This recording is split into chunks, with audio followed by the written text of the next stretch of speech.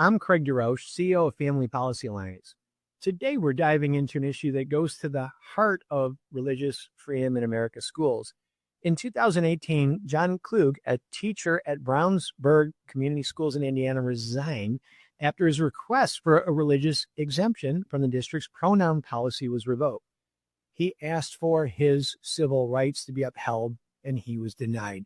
Kluge had sought a simple accommodation addressing all students by their last names instead of using preferred names and pronouns, but the school reversed its approval, ending his career. You thought you couldn't get rid of a teacher in America? You can, apparently, if they use the wrong pronouns, and asserted to their religious liberty. Since then, his case is wound through the courts, though. John's case is headed to a jury, and what happens there could set the tone for how schools nationwide handle religious liberty in the classroom. Josh Hirschberger, the director of the Church Ambassador Network, and he's the general counsel, a brilliant lawyer as well for the Indiana Family Institute, has been involved in this case from the beginning, and he joins us to discuss the importance of it nationwide. Josh is from Hanover, Indiana, where he lives with his wife and children, and he serves in church leadership along with his legal work. I'm so excited to have you with us, Josh. What is going on with this nonsense of a school teacher that is, you start with your explanation of this. Well, just to affirm what you're saying, Craig, this is so basic. We have the First Amendment. No teacher should be forced to choose between their conscience and their career. This is a reasonable accommodation, treating all students the same, simply using a last name. And it cost, as you said, Mr. Kluge, his teaching career, something he deeply valued and perceived as a calling and a ministry for him. So to go back into the facts a bit, this case actually starts in 2017. Now, that year is important because if listeners will think back, this is 3 years before the Bostock case, where the Supreme Court weighed in and said that sex in the employment context means sexual orientation and gender identity. Wrongly decided, we believe. But just thinking back to 2017, this is completely new. There's no case saying this is the law. There is certainly no state statute saying this is the law. And here's Mr. Kluge, who I can say, having spent some time with him, is just a delightful Christian. He's a humble man. He is kind of the perfect individual here. He's not an influencer. He's not looking to start a case. I'm sure he never dreamed of being the center of this type of controversy. And the school comes to him in 2017 and says, you have to refer to transgender identifying students in a manner inconsistent with the biological sex. So basically a boy claims to be a girl. Well, you've got to refer to this student using those feminine pronouns. He in good conscience says, I believe that God created us as male and female. I can't do that, but I want to live peaceably. I want to be respectful in the classroom. I don't want to cause division or issues if I don't have to. So, the most basic accommodation request, can I use their last names just like a coach? And the school said, fine, you can do that.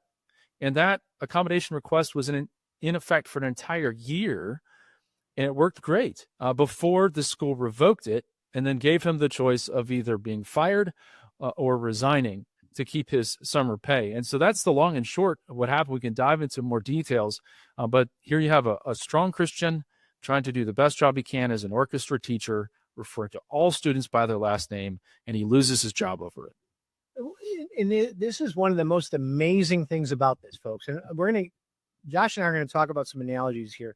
This is just as backward, 180-degree backward as you would think it is with human basic communications 101. But I want to start with, these are lawyers. Josh is a brilliant lawyer, but these are people that went to college. They have a terminal degree in the law. They read the books is what I'm saying.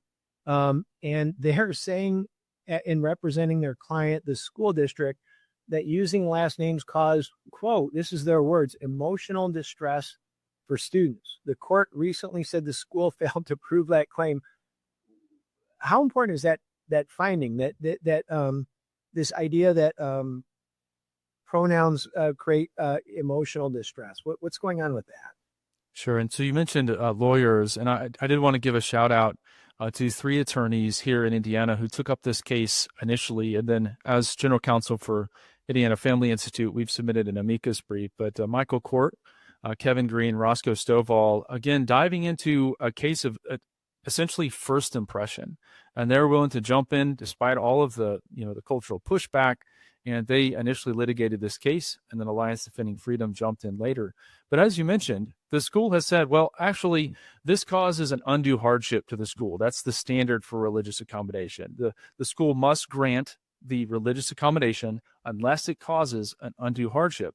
So what happened in that 2017 school year, even though the orchestra department, and this is in the record, was successful, other students didn't perceive any problems, there was a leader of a student group called the Equity Alliance Club. This is an LGBTQ group that sends an email complaining that two students, and Lee, the leader of this club, characterizes it as emotional distress. Now, this individual is not a licensed professional. He is a group leader, and we have two students that say they felt like they were being mistreated. Another anonymous student, two teachers, or two complaints from a parent, and then two teachers that spoke up. That's it. There's just a few grumblings among those in the school that they didn't like this policy, and just subjectively said this caused emotional distress. And the district court bit into that. And they used that as the reason, it's a valid reason for denying this religious accommodation and Kluge losing his job. Now, I don't want to get too in the weeds here, but just understand this case started in 2017. Last time I checked, it's 2025. So I think this is important to know. So the district court rules against John, against the teacher, against Kluge.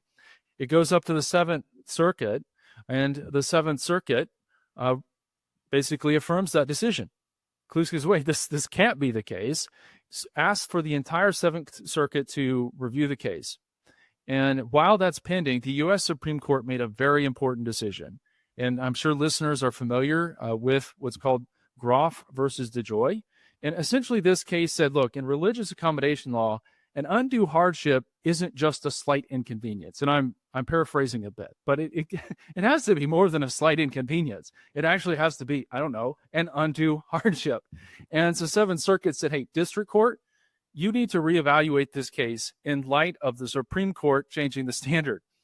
The district court, and again, I'm simplifying here, but essentially copies and pastes its former decision and still rules against Mr. Kluge and says, no, it's an undue hardship. And so the importance for listeners is if the subjective, emotional distress of a student saying, I felt uncomfortable, I felt emotional distress, is enough to get a Christian fired, but when they're saying here's a strongly held religious belief, that is a dangerous and scary standard for Christians in all walks of life. And so that's really what's at stake here. If a student can simply say, oh, this subjectively caused me emotional distress, that can't be the standard. And one of the helpful things that the Seventh Circuit said in its decision is that, in fact, there has to be some objective showing of emotional distress. And so that's one of the questions that's going to go back to the jury here. But listeners, just please understand, anyone could say anything. If you cannot in good conscience use someone's pronoun in the workplace, you too could face this type of religious accommodation request and potential termination of your job. So this is why we're talking now, Josh. We need to bring this crazy out because our audience needs to have the equipping. We are growing, Josh, this Indiana Family Institute, where Josh works as the Church Ambassador Network, is growing like a weed. And it's a good weed, a reason why Indiana is protecting family values. Republicans and Democrats coming together. It's not a partisan issue to protect kids from pornography and other things. These are wild, weird activists that need to be called out where they live. And that's why this case is so important and why we're highlighting it. But one of the things, Josh, that I want our listeners that are listening to this logic, and this is why it's so important, we have President Trump and the control now and the court system, is that what they're trying to do is establish, is my opinion, a religion, and that's the one thing our Constitution, our founders said not to do, right? What they're trying to do is to say we're intolerant of one religion, Christianity. And so therefore we've established our religion in the school district to exclude some American citizens' thoughts from being, available to them. The thought police and the rest of the stuff, I don't see it as anything different than that. because I come from school districts where there's 47 different languages spoken in several religions. I think it's bigotry, and I think it's intolerance, Josh. When people try to impose a policy like this on a pluralistic makeup of a public school district, is that a wild statement from me, or do you think we're starting to discover that what I'm saying is factually true, that it's actually intolerance and bigotry that we're fighting, not what they're trying to say it is? So I think you're absolutely correct, Craig. And the sexual revolution is, I look at the case, I think what this is really all about is the sexual revolution has moved from an acceptance phase, like, oh, we just want to be accepted, we want to be included, to an enforcement phase, meaning you will celebrate with us, you will come along with us on this. And if you don't, you'll lose your job. And we previously talked about a family that we've helped here that lost custody of their child. I mean, this is what's happening. This is the development. And it is curious to me, just from a human perspective of just interacting with others, trying to be respectful. Why does an individual basically saying, to be whole, to feel myself, I have to force you to violate your deeply held beliefs? And Kluge has put in the record that he believes to refer to a student contrary to their biological sex is sinful because it's false, it's untrue. And scripture clearly says not to bear false witness. So basically, I have to force you to sin against your conscience for me to be whole and not to feel emotional distress. I think that's where we are. One last piece of evidence here, and this is what we filed our amicus brief on, is the school argued and the district court agreed that the Indiana Constitution requires that schools be open for all. So there's a requirement there, and use that to say, well, all students have to be treated equally. There has to be open access. And therefore, the 1851 Indiana Constitution, written in 1851, folks, supported the fact that Kluge had to lose his job because he would only use last names. That's where we are. And so I think you're exactly right. The just presumption that non-affirmation equals some sort of harm has been throughout this case. And we know from Scrimetti, I think Scrimetti is going to help with this, because Scrimetti says the state has a rational basis reason to prohibit hormones and surgeries. But Scrimetti did not go into some of these social transitioning pieces with the pronoun uses. And so that's, I think, the new front line. And so Kluge didn't know it in 2017 that he'd be here in 2025. But that's exactly, I believe, where we are. And just that presumption throughout the case proves, I think, your point, Craig. So, folks, we're going to have fun with this. It's an opportunity for us to introduce people to the truth, right? Because the reconciliation of this will not occur. It will not make sense to people. It cannot make sense. It's all been built on lies. The sexual revolution over 70 years, and it's coming apart. And as the good book says, you'll know it by its fruit. So we're at the front lines, and we talk about these ridiculous cases, and this poor John Kluge, who's still trying to make his case in Indiana, and why it's so important that FPCs. This is why you support FPCs. This is why I'm a national organization. I tell you to support your state organization first, right? Because they are the front lines, folks. They're the ones that actually represent this teacher and can take this. So people say, Josh, all the time, I wish there was somebody, and they haven't heard of us yet. Well, guess what? We're the ones. Just like the left, we have hundreds of organizations that were at the Social Conservative Conference a couple of weeks ago in Indiana. We work with the Alliance Defending Freedom that is leading on this case. Some of the best lawyers in America doing what the ACLU should have been doing if they lived up to their own charter, standing up for our civil rights of Christians and American citizens. If you want to hear, this is my commentary, Josh, when what you just said on the left, where they talk about democracy and all the rest of it, it's projection. This is why you need to be concerned. Why have they been talking about ending democracy for the last 8 years? The reason why is they are in a minority, and they know that. And when Christians start voting again, we're going to start winning 49 states. That's what we fought the wars for. That's what we created America for, was for our religious liberty. And that's what should be taught in our schools, Josh. Sorry for the pontification, but that's why you're on the show today. How can, and what should the audience be saying today when they're hearing and they know and they say, I'm going to help Indiana Family Institute where you live and say that first, but then transition to there's somebody just like us in your state and how they should approach those people, whether it's the church ambassador people or the FPC. So something that I have just been blessed by, certainly SoCon, a social conservative conference put on by FPA, just to put a plug in. It was such an encouragement to me to be there with like-minded folks from around the country, being able to hear of stories of successes, real challenges, the real challenge that kind of our brother in arms, Jason McGuire, is facing there in New York as he was politically targeted and is even spending weekends in jail. I mean, it doesn't get more serious than this.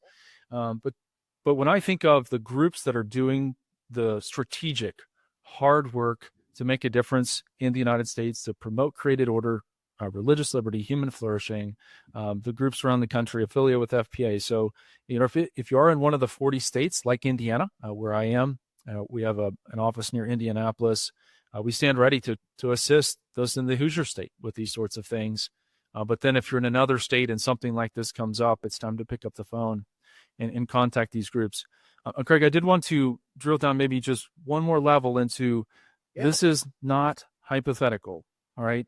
This could impact you. I'm sure there's listeners that may have had those conversations. You got to put your pronouns in your email. You've got to refer to a coworker using preferred pronouns. So I can't go into as much detail as the Kluge case because this case is initial. It's an ongoing litigation. But let me read to you this is a matter right here in Indiana. So let me read just a bit here, and I think you'll catch on exactly what's going on here. So Stephen Ressler is a devout Christian who believes there are only two genders.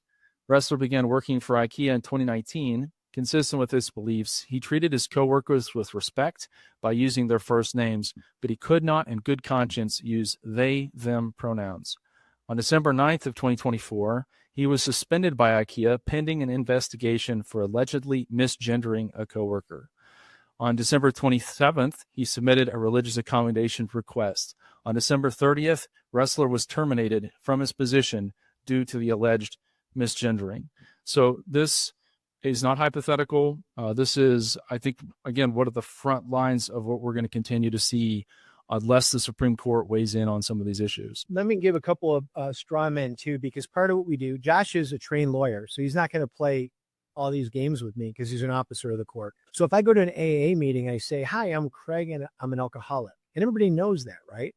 But most Christians and most psychologists would say, that's a horrible thing to say because you're a person, right? You're not an alcoholic. You're a person that had an addiction problem, right? Like be easier on yourself. But it's a way of us ripping the Band-Aid off and saying, I'm over it. You know what I mean? I have an affliction that leads me away from where I should be. I'm an alcoholic. Now, if I said to other people that it would be better now that I've discovered sobriety, I've got 15 years, it would have been so much easier if every time I went into a bar, everybody else said whether or not they were an alcoholic.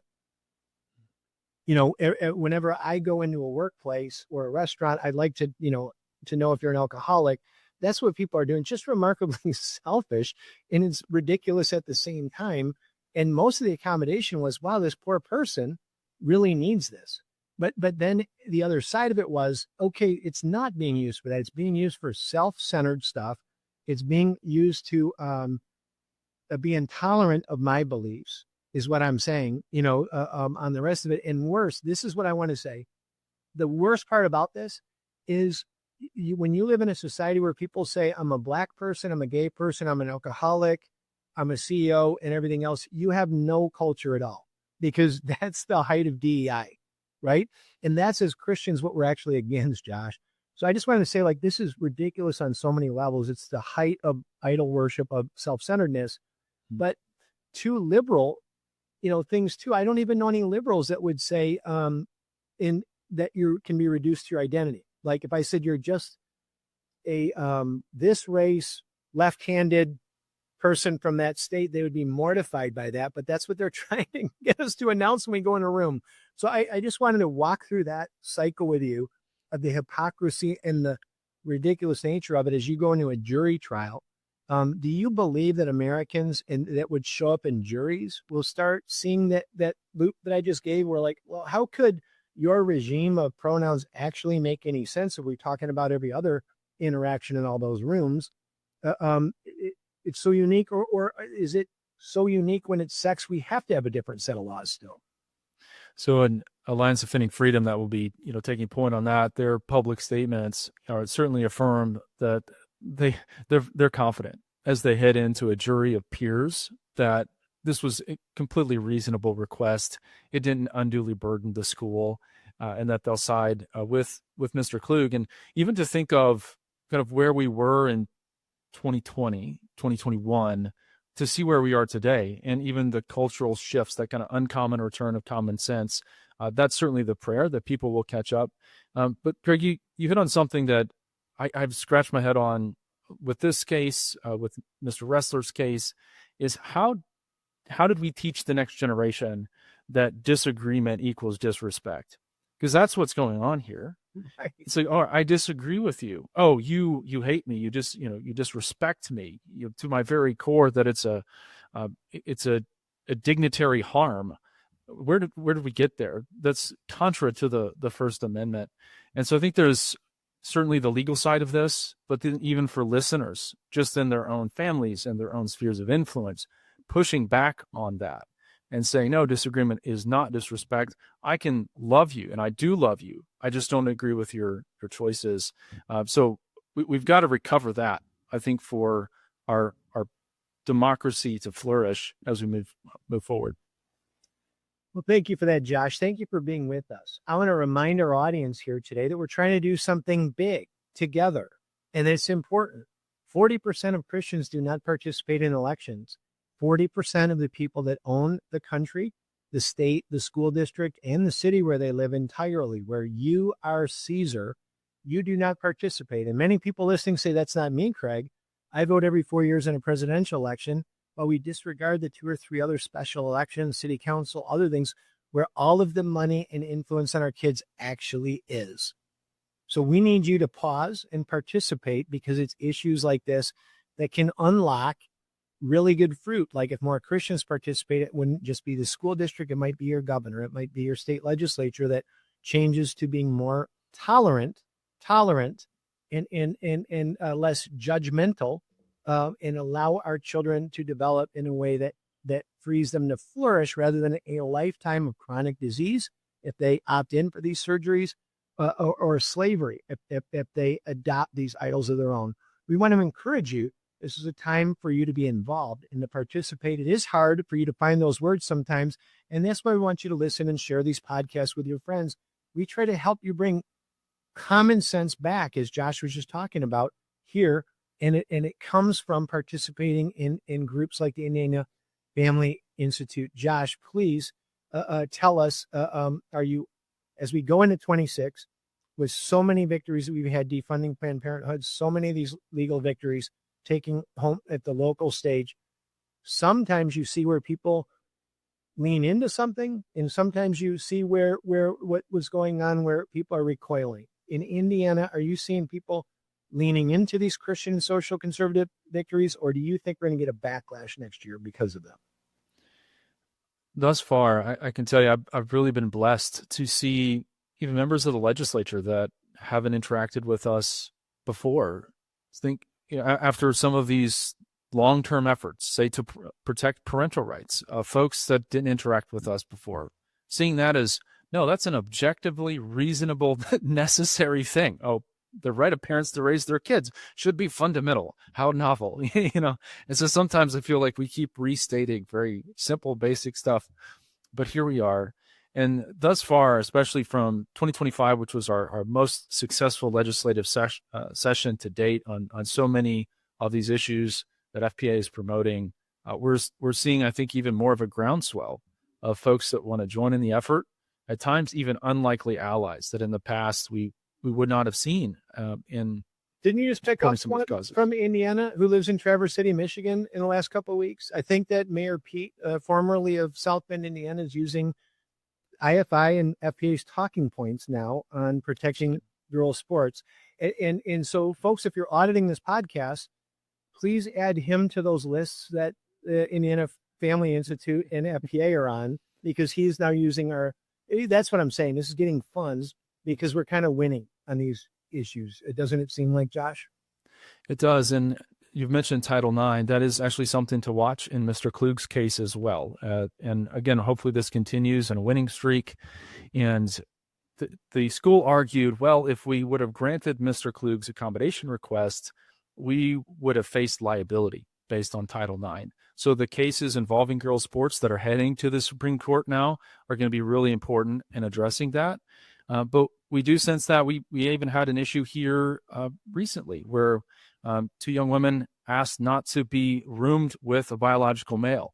And in the past, that may have had to have been fought, more intensely. But the school went ahead and granted that request. And they said, look, we don't want to be roomed with a biological male. And that was granted. And so I do sense that it's a great day. It's a great opportunity. And we're thinking a lot about how do we steward this momentum well. Well, with that, from your lips to God's ears, hopefully we can steward it well as you're listening to this, that you'll post this, you'll share it with your friends. You have discovered a resource that will help you get involved in honoring the Lord and advancing liberty, equality, and justice in America rather than these crazy DEI overlays that are robbing our citizens of their constitutional rights. Josh, it's been a privilege to be with you today from Indiana Family Institute, and we'll have you back on again soon. And for all the rest of the guests, until next week, be blessed.